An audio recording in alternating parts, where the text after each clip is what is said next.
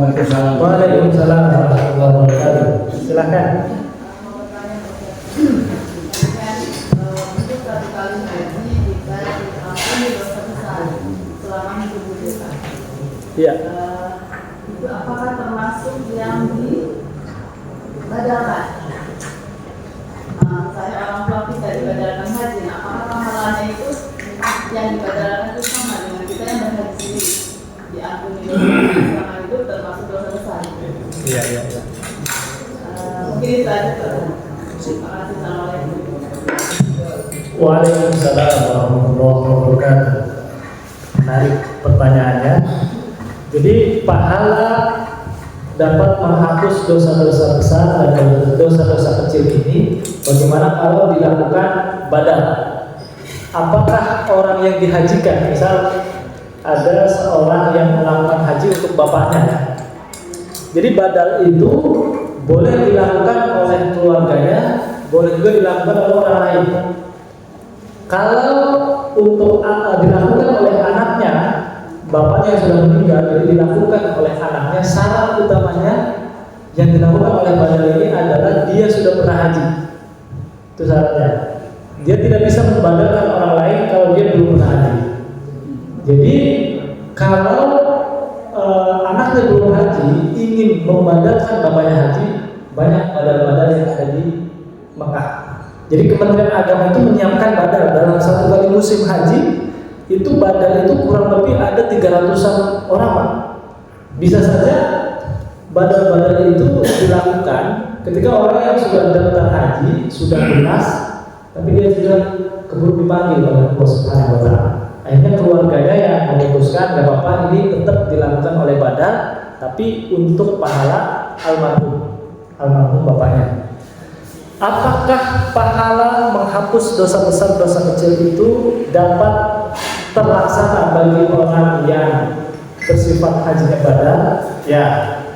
Jadi badal atau tidak badal, insya Allah pahala dalam menghapus dosa-dosa besar dan dosa-dosa kecil ini dapat terlaksana bagi almarhum misalkan yang dia haji dilakukan oleh anaknya atau orang lain, dan itu insya Allah dapat menjadi pelebur dosa, baik itu dosa-dosa kecil ataupun dosa-dosa besar.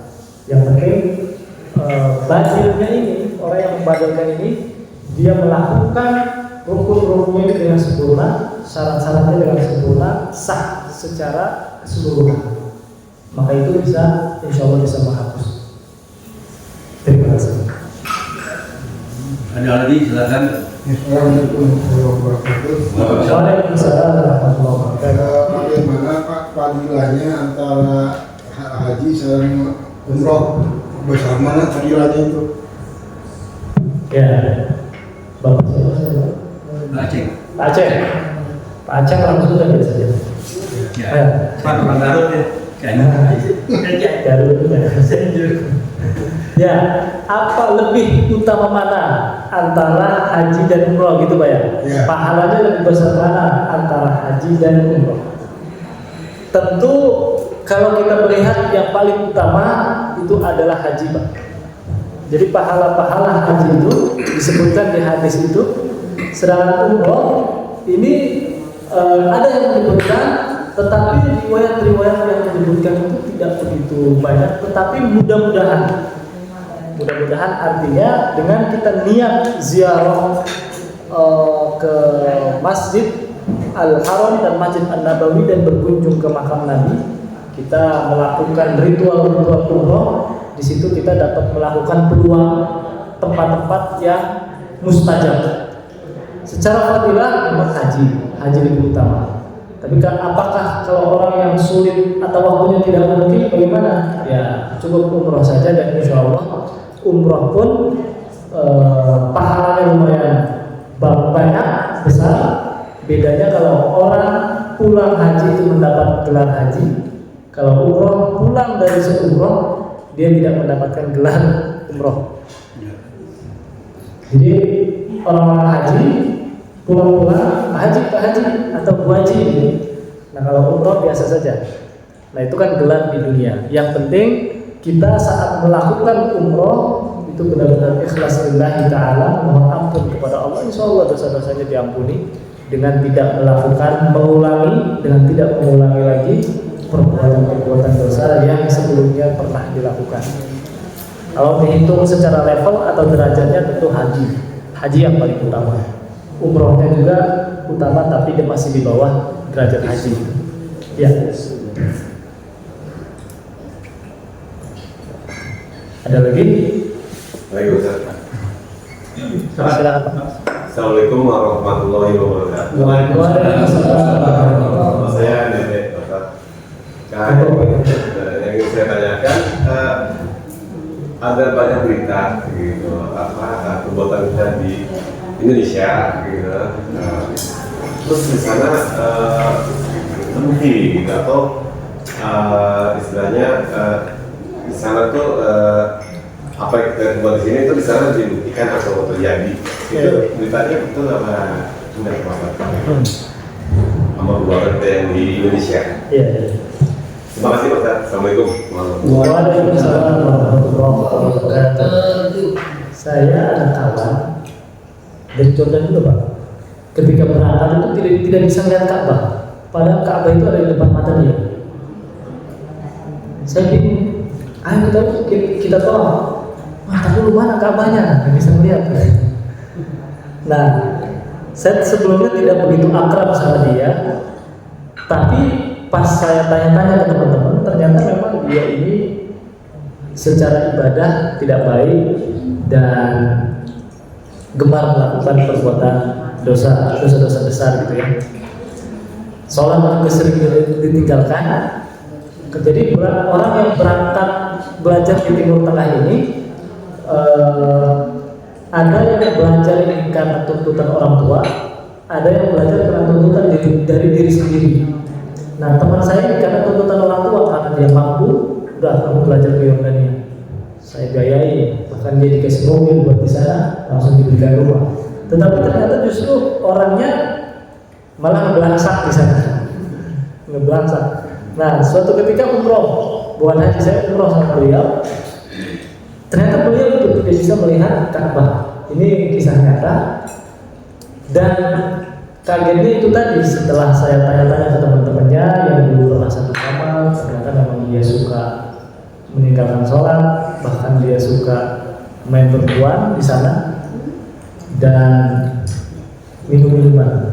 Jadi pindah ke Yordania itu hanya pindah tempat saja, maksiatnya terus berjalan. Ada juga kisah ini kalau saya dengar dari orang-orang ya, dulu dia ketika di Indonesia itu ketika ada anak-anak gitu ya, dia merasa terganggu, saking keselnya kalau ada anak-anak berisik-berisik itu dia langsung sebor aja tuh, sebor terus pakai kayu, pakai air biar kabur, biar enggak berisik ya. Nah, tiba-tiba di sana katanya dia ini ada yang nyebor terus dari belakang, jadi nggak ada orang yang nyebor, entah orang lewat atau apa. Ya artinya hal-hal seperti itu kita mau meyakini 100% ya tidak juga. Kalau saya ya ini tergantung Allah di sana ya, tapi tidak meyakini juga ternyata ada buktinya gitu Pak, ada buktinya. Bahkan ada kakak saya menikah, nah mertuanya kakak saya ini dia mampu secara ekonomi ditawarin haji tapi dia tidak mau. Kenapa? Karena takut katanya di sana itu apa yang kita lakukan akan terjadi di sana. Nah di sisi lain ada juga memang orang-orang yang gemar melakukan maksiat, tapi ketika di sana tidak ada masalah, ada Pak. Dia niat ikhlas lillahi ta'ala, ketika di sana tidak ada masalah, aman-aman saja ada. Jadi memang tidak berlaku untuk semuanya, tapi memang ada kejadian-kejadian seperti itu, percaya ataupun tidak percaya memang ada. Dan buktinya memang ada, termasuk teman saya itu. Saya juga sempat bingung juga, sampai pulang pun kalau ketemu, jadi lu belum pernah melihat Ka'bah, belum, hanya digambar. Ketika langsung, itu dia tidak melihat. Padahal kalau kita datang ke sana itu umroh ataupun haji dengan niat ikhlas lillahi ta'ala Pak, kita melihat Ka'bah itu pertama kali itu pasti menangis, membayangkan bagaimana suasana di sana itu. Ya Allah, melihat ribuan orang dari berbagai macam penjuru datang ke satu titik, satu tempat Masjidil Haram, melihat Ka'bah itu pasti menangis. Nah, kalau kita menangis pertama melihat Ka'bah, itu salah satu tanda bahwa hati kita lembut, dosa-dosa kita diampuni, dan amal ibadah kita umroh ataupun haji itu diterima dan mabrur. Jadi ada doanya ketika melihat pertama kali melihat Ka'bah itu, Allahumma zid hadal bait ta'ziman wa tasyrifan. Ya Allah, berikanlah tambahan dan kemuliaan untuk Ka'bah ini. Nah, dari situ kalau first time melihat Ka'bah itu pasti akan terharu, pasti akan sedih. Jawabannya itu Pak, kejadiannya ada yang memang terjadi, tapi ada juga yang memang tidak terjadi. Ya, terima kasih Ustaz. Ya, sama. Bu, Assalamualaikum warahmatullahi wabarakatuh. Waalaikumsalam. Karena rukun Dia beliau udah haji nih. Sudah haji Pak? masalah Udah. Alhamdulillah. masalah kawal sama sa'i Pak. Itu kan kalau kita sering laksanakan di Indonesia kan kita bersentuhan sama orang perempuan kan dakar. Ya, Tapi di sana kan ramai. harus mesti tersentuh, maksudnya kita seperti gandeng pasangan kan kita harus gandeng kata petilan. Ya. Itu kan gimana hukumnya kalau kita harus ganti mazhab, ada mazhab berkurekan. Nah, tapi kita untuk memindah, kita untuk berniat untuk bisa pindah ke mazhab itu gimana ke? Pertama itu, kedua malah ongkos biaya haji gitu. Ya. Kalau kita biaya haji itu karena kita kan biar jangan sampai kita kotanya bertahun-tahun menunggunya itu, dan kita kalau kita nabung pun mungkin belum tentu kumpul-kumpul. Gimana kalau kita berhutang dulu, berhutang, dan untuk itu kan untuk daftar, dan tetapi Pak suatu udah mau berangkat kita udah nggak punya hutang nggak. Jadi dari hutang itu biaya itu gimana hutang? Ya. Baik, ini pertanyaannya yang sedang ramai sekarang masalah hutang dan yang masalah bersentuhan antara laki-laki dan perempuan ini pasti mengalami. Yang umroh ataupun haji ketika tawaf atau ketika sa'i pasti mengalami, karena di sana itu padat sekali. Ketika muter tawaf atau sa'i kita jedog-jedogan banyak sekali. Bagaimana caranya? Sedangkan salah satu syarat ketika kita tawaf itu harus dalam keadaan suci Pak, harus dalam keadaan toharoh. Tapi di sana ya, mohon maaf ibu-ibu orang-orang Arab yang badannya besar-besar kita kadang-kadang nyentuh, kita kadang-kadang bersenggolan gitu. Bagaimana dengan wudhu kita? Nah, kita memang dianjurkan untuk menggunakan madhab yang ketika bersentuhan itu tidak membatalkan, yaitu madhab Maliki. Bagaimana niatnya? Ketika kita sudah wudhu, kita mau masuk ke Masjidil Haram, mau tawaf, kita niat saja. Kita meniatkan saya mau tawaf dan menggunakan madhab Maliki. Nah, itu selesai. Menggunakan bahasa Indonesia juga simple, tidak apa-apa. Ketika dia bersentuhan atau bahkan kita juga menggandeng pasangan kita di sana, itu tidak masalah. Tidak masalah. Karena ini darurat ya. Darurat itu dalam artian kalau kita menjaga wudhu kita dari bersentuhan kayaknya sulit, akan terus bolak-balik ke kamar mandi, bolak-balik ke tempat wudhu. Sedangkan tempat wudhunya dari Ka'bah ke tempat wudhu jauh sekali. Habis wudhu habis. Bisa-bisa waktu kita habis buat wudhu terus. Itu dalam kondisi darurat kita boleh bertalfik, namanya talfik, menggunakan madhab yang mudah saat kondisi darurat, menggunakan madhab Maliki. Perempuan dan laki-laki diperbolehkan menggunakan madhab Maliki. Yang kedua, bagaimana kita niat haji atau umroh dengan cara berhutang, nyicil. Ada yang di sini yang umroh hutang? Ibu-ibu ada yang umroh hutang? Punya duit semua di sini. Iya. Jadi ketika kita disebut mampu atau tidak mampu, itu kita punya duit Pak. Kita pengen beli motor, tapi kita baru punya 1 juta. Apa dia sudah mampu? Ya belum mampu. Kita mau haji, tapi baru punya duit 5 juta. Sedangkan bayar itu misalnya 30 juta. Apakah disebut mampu? Ya belum mampu. Artinya tidak perlu berhutang, tunggu dia mampu. Nah, sekarang di aturan di Kementerian Agama itu kita untuk booking itu sekitar 25 juta dulu ya. 25 juta dulu. Kemudian sebelum berangkat harus lunas. Nah, setidaknya kalau dia untuk masih DP dulu untuk dapat kursi, misal 25 juta dulu, kemudian untuk sisanya ini, kalau misalkan total 50 juta berarti 25 juta lagi. Nah, kita tuh harus punya setidaknya aset yang bisa kita jual, kita rupiahkan. Kalau kita punya sawah, ada punya mobil yang siap dijual kalau dia mau mengorbankan mobilnya. Atau punya usaha-usaha lainnya, anggap apa dia mampu. Tapi kalau kita punya DP doang, sedangkan kita tidak tahu penghasilan kita dalam sebulan ini berapa, dalam setahun juga kita nggak tahu penghasilannya berapa. Yang kita punya ini hanya yang kita pakai, yang kita punya yang kita pakai dan yang kita huni misalnya. Nah itu masuk kriteria belum mampu. Maka ketika belum mampu itu ya tidak wajib untuk mendaftarkan haji. Tunggu saja mampu. Kalau memang keadaan itu sudah aman, sudah oke, nggak apa-apa daftar untuk booking kursi. Nah sisanya kita sudah punya pegangan. Pegangan itu baik berupa aset ataupun dana itu disebut dengan al-istita'ah, mampu. Bahkan ketika kita punya anak-anak yang kalau kita berangkat haji, anak-anak di rumah ini nggak makan, kehabisan dana bulanannya habis, itu dia tidak wajib hajinya. Jadi benar-benar harus memperlihatkan kondisi kehidupan dulu. Ketika sudah ada dana lebih, baru kita. Asetnya kita punya gaji kok. Asetnya gaji. Jadi kita untuk nabungnya pun kalau mau kita punya memang nabung kita jadi gaji itu. Tapi kalau kita nabung penuh, mungkin kotanya akan berapa tahun kemudian. Karena lama gitu ya. Iya, mau lebih 10 tahun.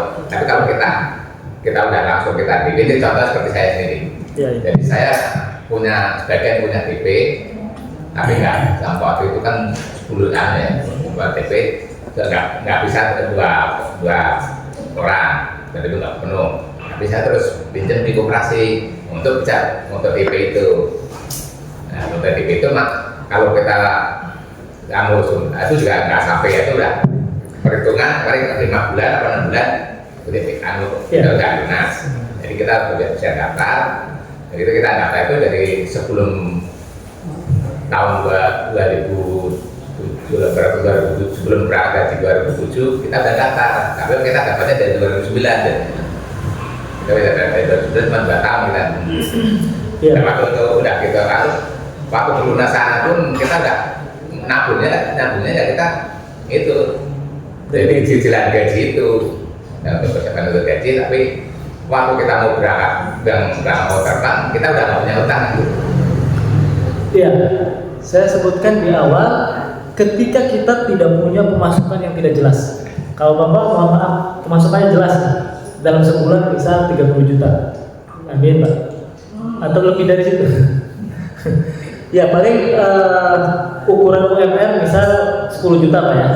Nah artinya dalam 1 bulan dia bisa menyisihkan untuk kehidupan dia, untuk anak-anak, dan masih ada sisa untuk meneruskan cicilan haji itu. Nah itu bisa dikatakan mampu.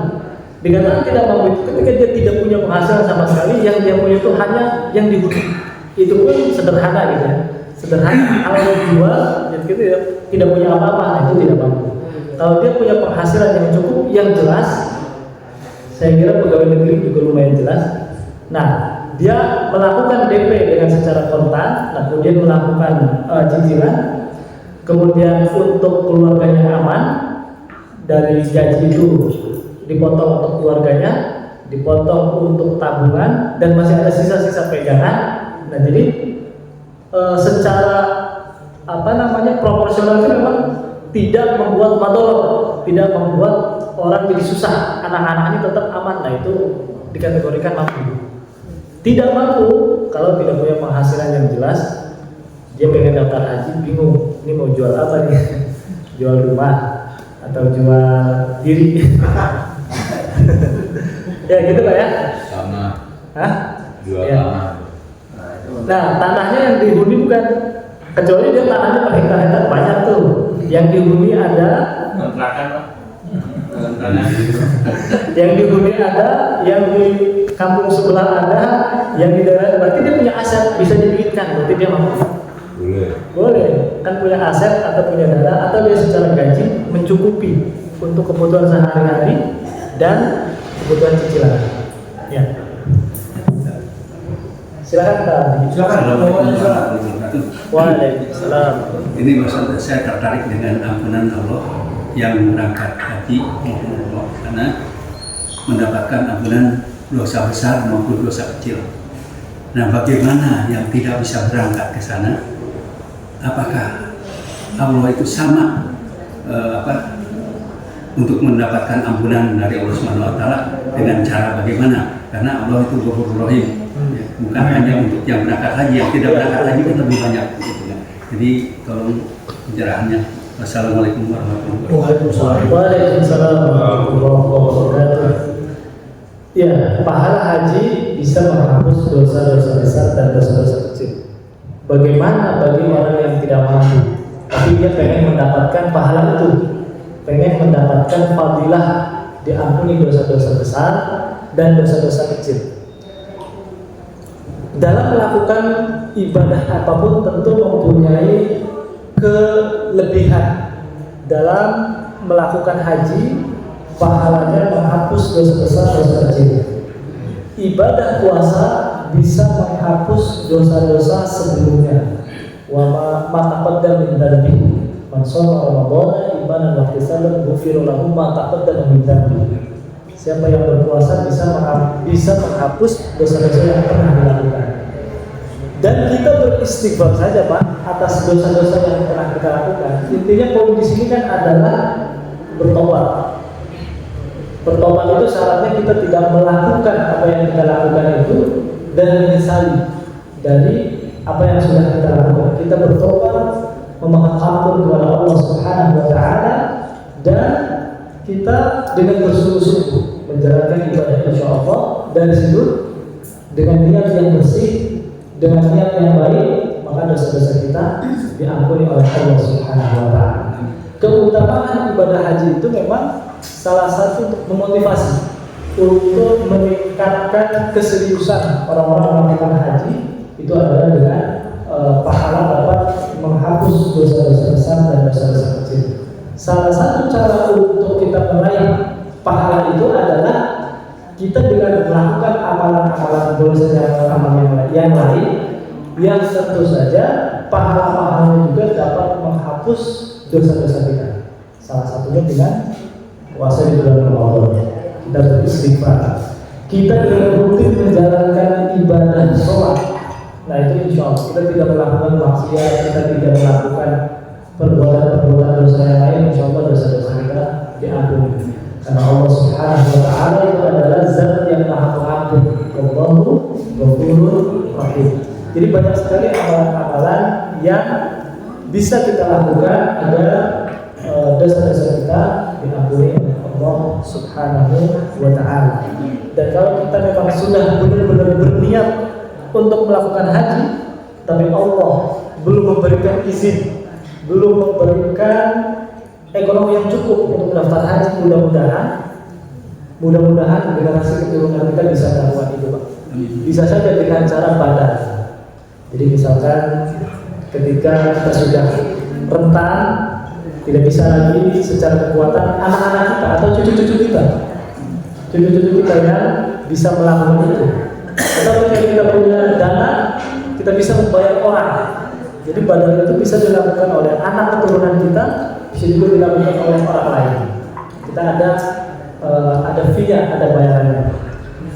Jadi itu penjelasan terkait tentang haji Semoga kita semua diberikan kemudahan, diberikan kelancaran untuk bisa berkunjung di Mekah, Madinah, dan diberikan umur yang panjang, sehat badan, rezeki yang barokah, halal dan berlimpah. Amin ya rabbal alamin. Cukup sampai sekian. Kita Oh, nama satu lagi. Sekarang Bu. Ya, terkait dengan umrohnya keahlian gitu ya. Kita tahu di Indonesia banyak travel-travel yang nakal. Maksudnya bagaimana yang sudah daftar umroh tapi akhirnya tidak diberangkatkan kan? Apalagi kalau kasihan dengan izin gitu. Nah itu gimana yang tadi ingin dapat pahala akhirnya nggak jadi diberangkatkan banyak. Betul. Ya, zaman sekarang banyak sekali oknum travel yang berbuat licik. Kasus terakhir yang viral itu first travel. Banyak jamaah-jamaah yang sudah bayar, bahkan sudah ribuan orang bayar kalau dikalkulasikan dari seluruh Indonesia. Tapi ternyata pihak travel menyelewengkan dana, sehingga apa yang dilakukan oleh travel ini menyebabkan orang yang sudah daftar ini tidak berangkat. Bagaimana hukumnya dan apakah orang tersebut dimaafkan karena tidak jadi berangkat? Ya, pertama kita memang ketika mau berangkat umroh kita harus benar-benar teliti memilih travel. Kita harus benar-benar cek and recheck, tidak bisa kita sembarangan, harus benar-benar tahu PT-nya, tahu detail kantornya.